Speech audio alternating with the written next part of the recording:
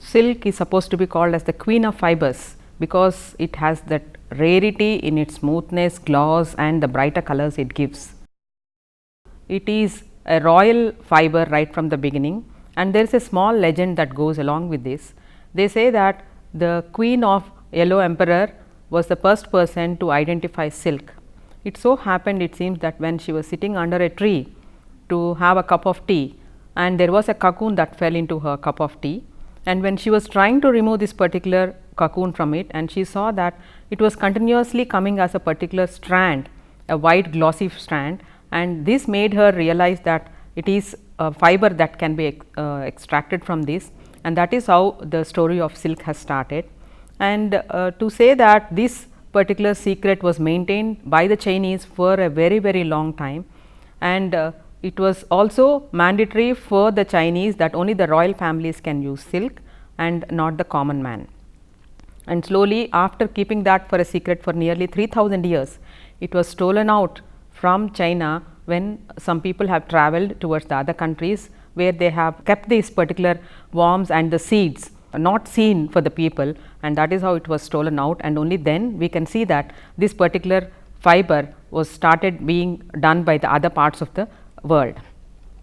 So, when we see this in China in the 14th century, this was a very good and a big industry in them, in this particular country, and it was a fiber because of this soft touch and light in weight, and because of this, these properties make this particular fabric or the fiber very important for this particular fiber, and that is one of the reason why maybe the industry of silk has started.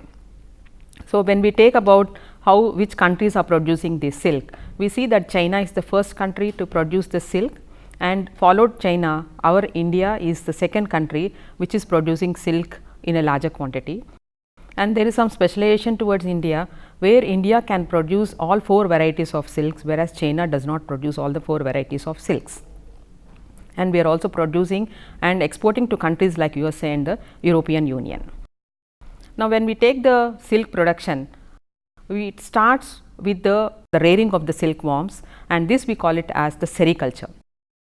Here, the moths that have emerged from a cocoon are first allowed to mate, and these female moths are again allowed to lay the eggs, and around 300 to 400 eggs are laid at a time.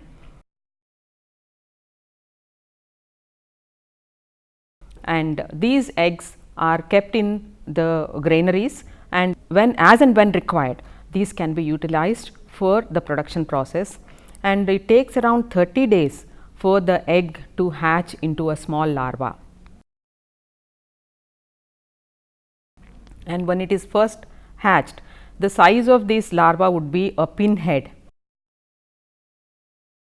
You can say that it is a very tiny minute one, and this would undergo a lot many changes, and it would reach an adult stage of around 7 to 10 centimeters.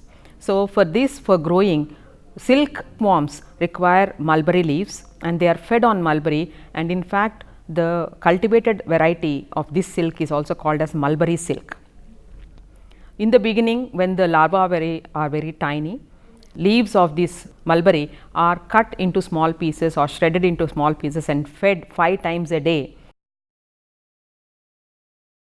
because they are voracious eaters, and within a span of 45 days they would grow from the pinhead to a large size of 10 centimeters length. So, after feeding and during the process, they also undergo the molting process. So, in the molting process, they shed their skin 4 times, and then they grow into an adult.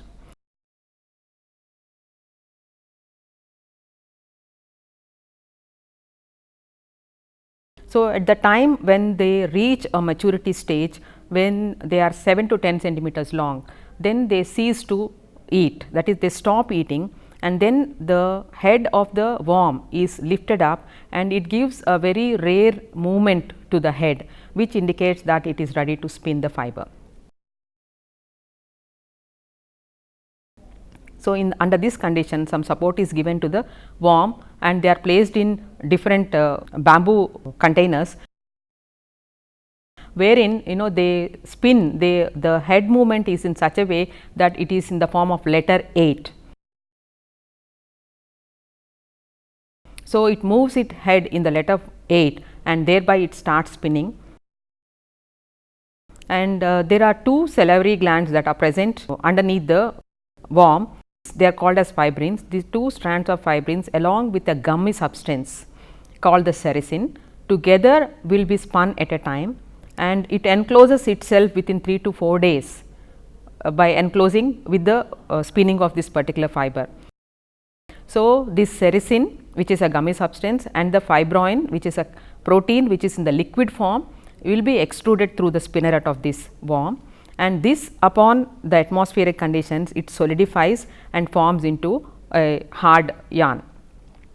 Now, this particular thing after 4 to 5 days of spinning, then when it is completed, it takes another maybe 10 days to change this larva into a chrysalis in the same cocoon.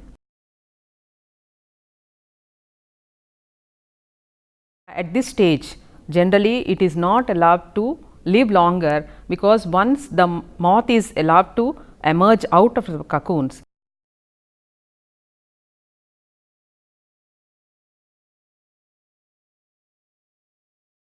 then the fiber cannot be taken in a very continuous strand. So, for this there are certain cocoons which they select and then they allow for the further breeding, and the other cocoons are done a process called as stifling. So, in the stifling process, these chrysalis which is present within the cocoon is exposed to either sun or heat or the fumigation, where it kills the larvae within the cocoon itself. So, under these conditions it can be sent to another factories where silk reeling takes place, called the filature operation. If the chrysalis is allowed to remain in the cocoon itself and it is not stifled, then after 10 to 15 days you can see the moth emerges by dissolving a part of the cocoon with a chemical that it has developed by itself, and through it makes a hole in the cocoon and it comes out of the cocoon. So, in such cases these cocoons we cannot get a continuous fiber from these cocoons. So, they undergo a process like a spun silk, that is the short fibers, where the short fibers are again spun on the cotton system to make a spun silk.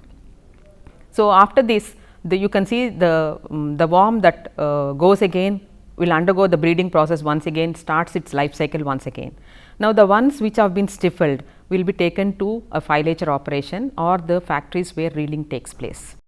When we see the complete sericulture, we see that there are 4 stages where the egg is laid, where there is a pupa, then you see the chrysalis and then the moth emerging after that. And when we take the weight of the worm, from the larvae to the final stage where it reaches the maturity, it grows in weight around 10,000 times. So, to grow to that level it requires a lot of feeding only on the mulberry leaves.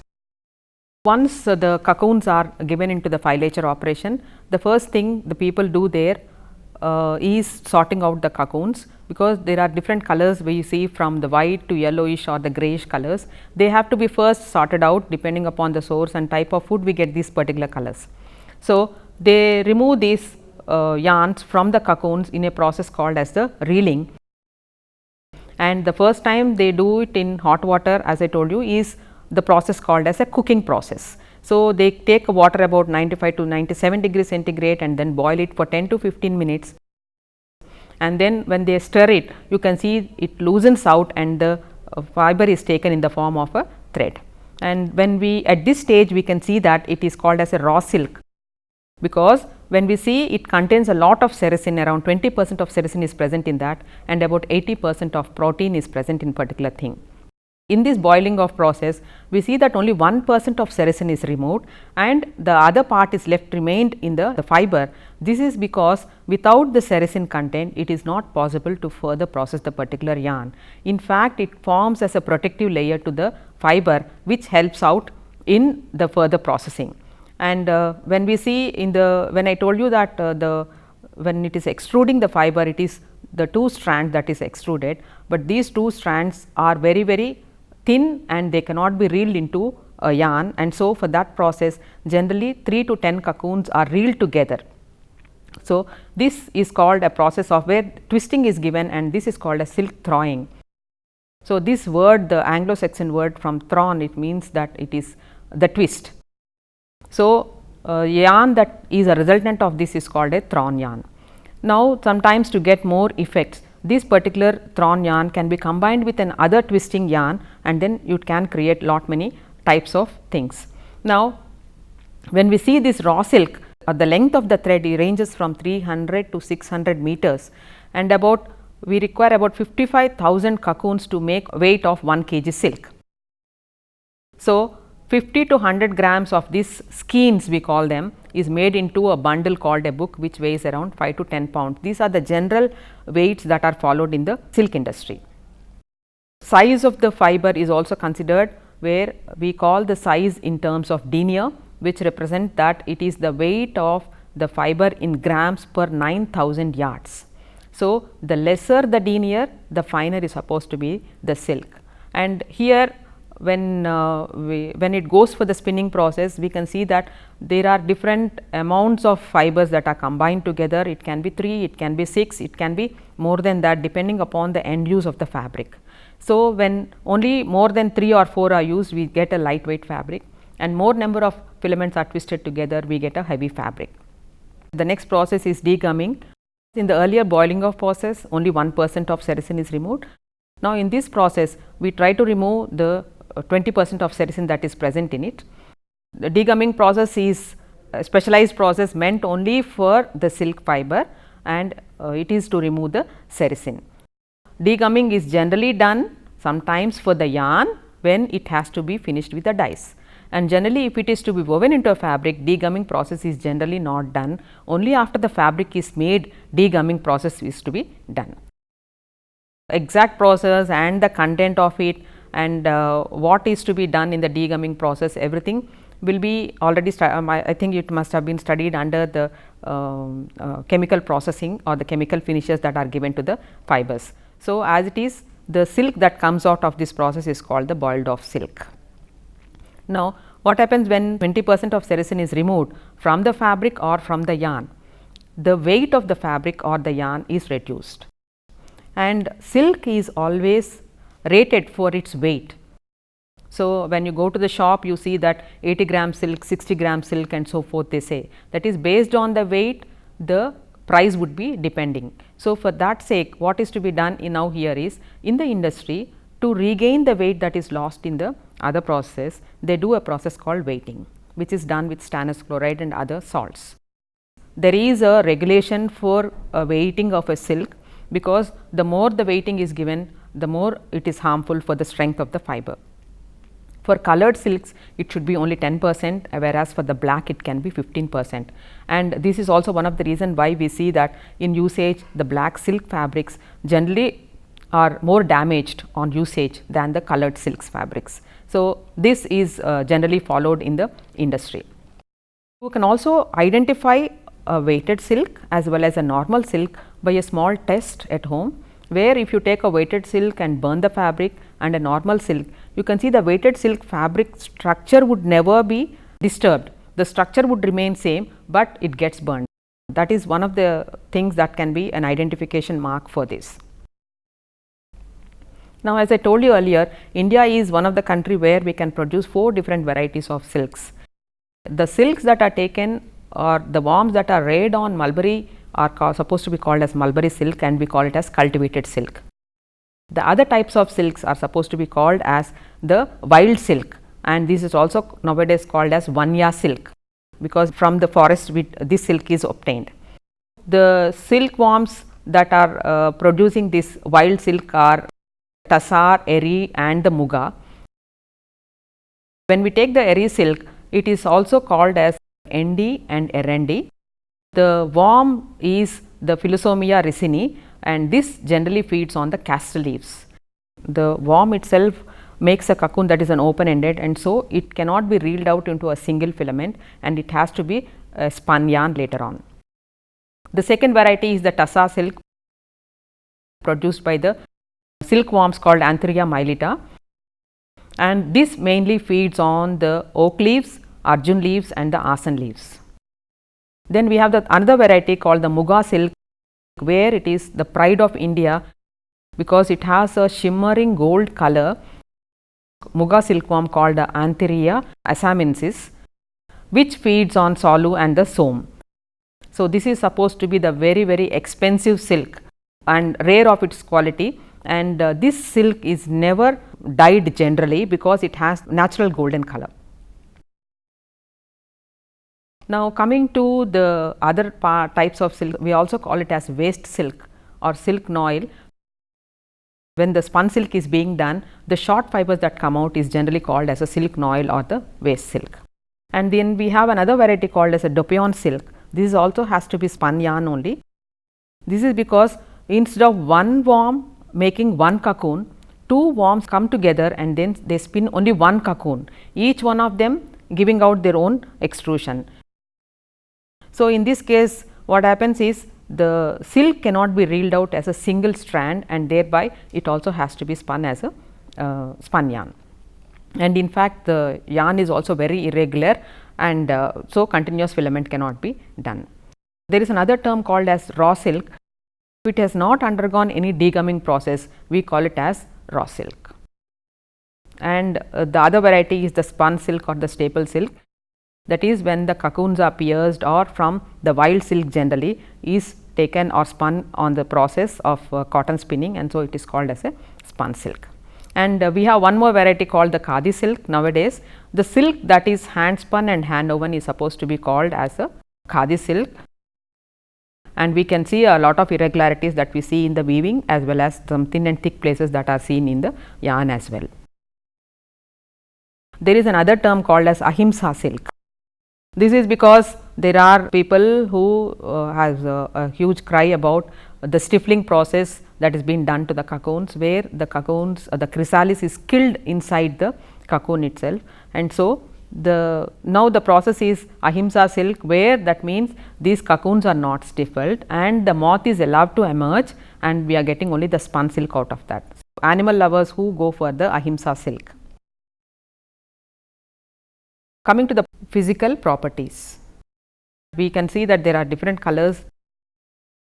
When we take the cultivated silk, white to cream color wild silk, which is in brown color, strength of this fiber, this is one of the strongest natural fiber that is available with a tenacity of 2.4 to 5.1 grams per denier. So, the degree of orientation, hydrogen bonding, all these will add up to this particular strength of the fiber, and the strength of a staple fiber would depend upon the length of the staple that is used in the manufacturing.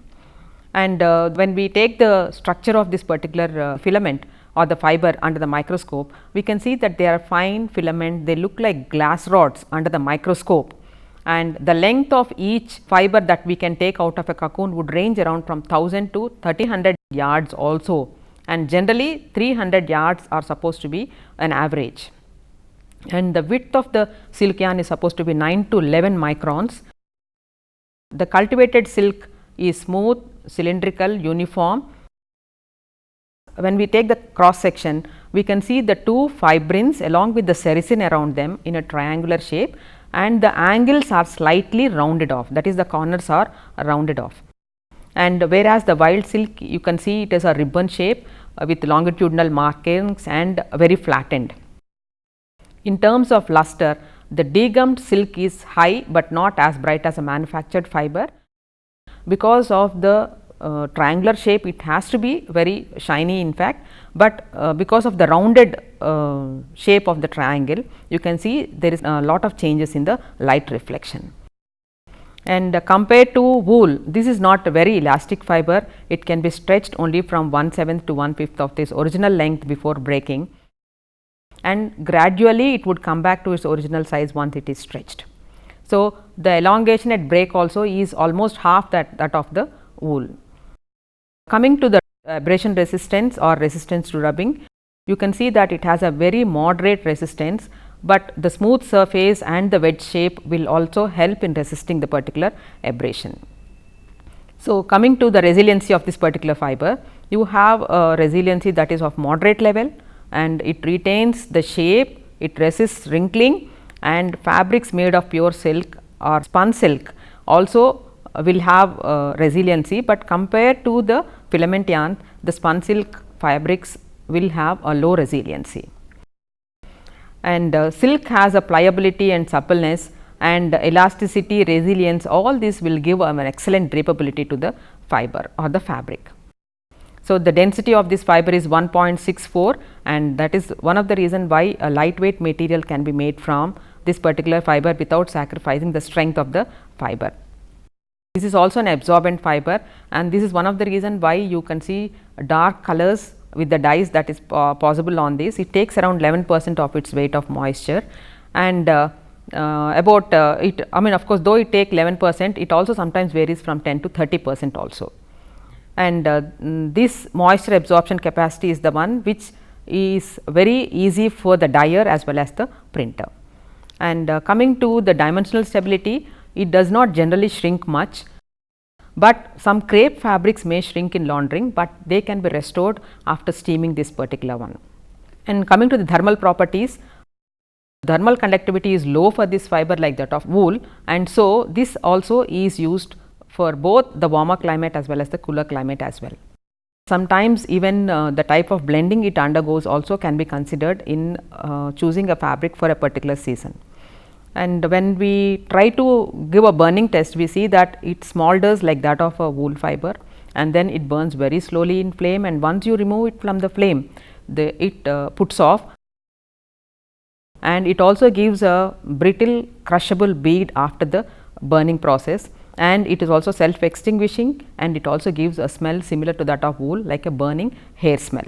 In fact, all these protein fibers have a characteristic smell of burning hair smell.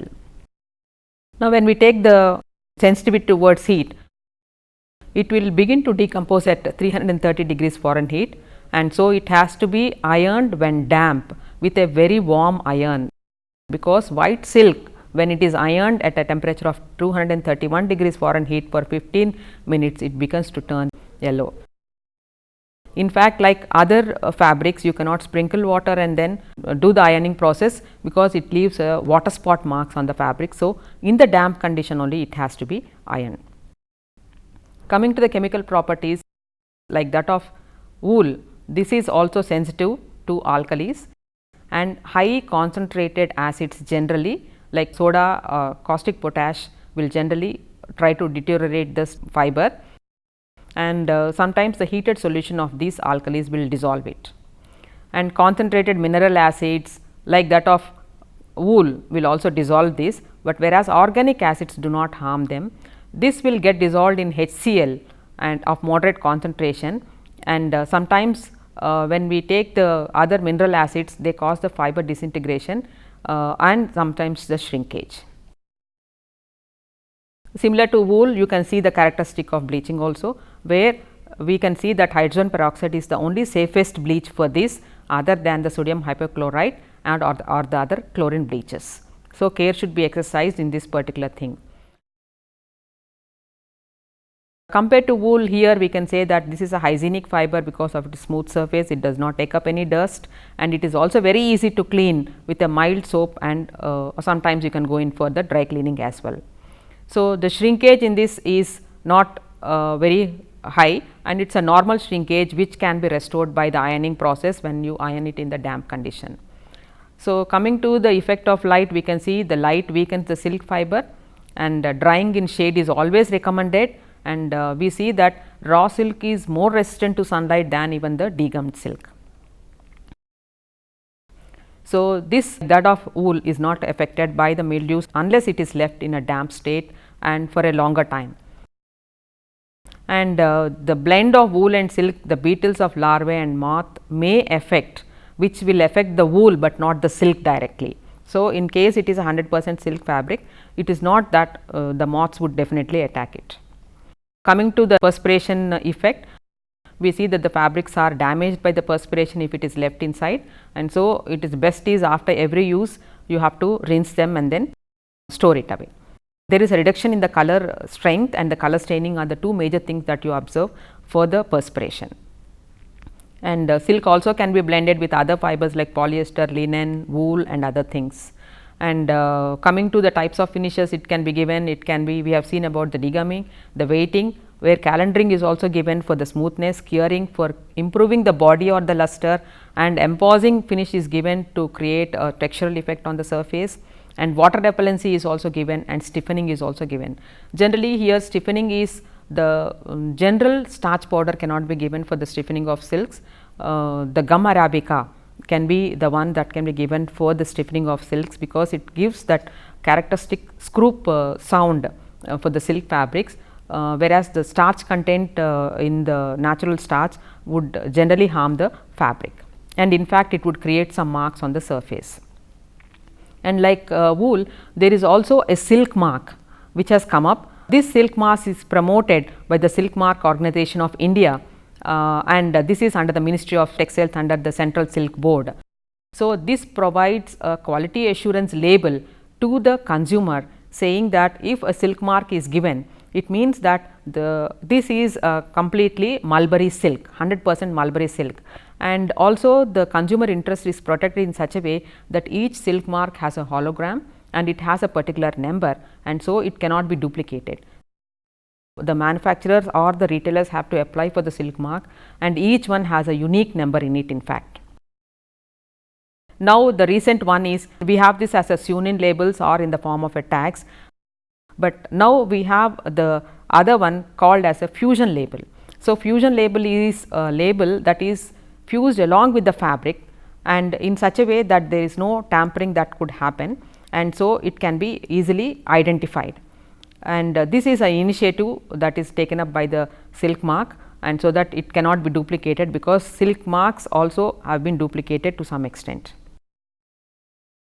Now, coming to the uses of silk, you can see that it is, as it is a luxurious fiber, it is being used in apparels, and it is not new, because silk has been used since ages for, or it is a synonym with a garment used for festivals and other traditional occasions.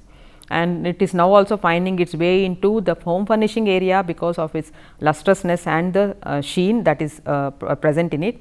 And in terms of brocades, silk is the only one which is used mostly in the brocades, and this absorbency is something very, very appreciated, where it can be used even in the warm climate, even in the cold climate. And when we see that it is a combination with the other blends, we can see that it is one of the fiber with the blends more appreciated by the foreign countries, and demand is also there for the silk blends. It is not the silk alone, but the silk blends. It is not only abroad, but even in our own country, where they have started developing the brands like terry silk, cot silk, etc., where the polyester and silk is mixed and the cotton and silk is been blended together. So, now we can see that in home furnishings and also medical textile. So, that is wherever they use a certain suture material and all that, silk is supposed to be the one with, because it is the strongest one and the natural material.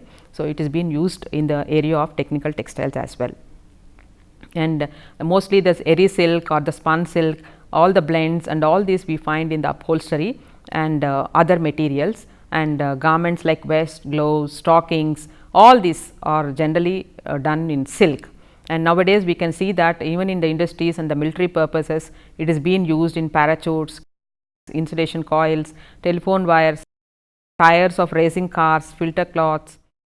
So, this is one of the most luxurious material that one can afford to, which has a versatility of properties in it, which can be used for various end uses by blending them or as such. And you can also make fabrics from a very light weight to a very heavy weight fabrics for its particular end uses.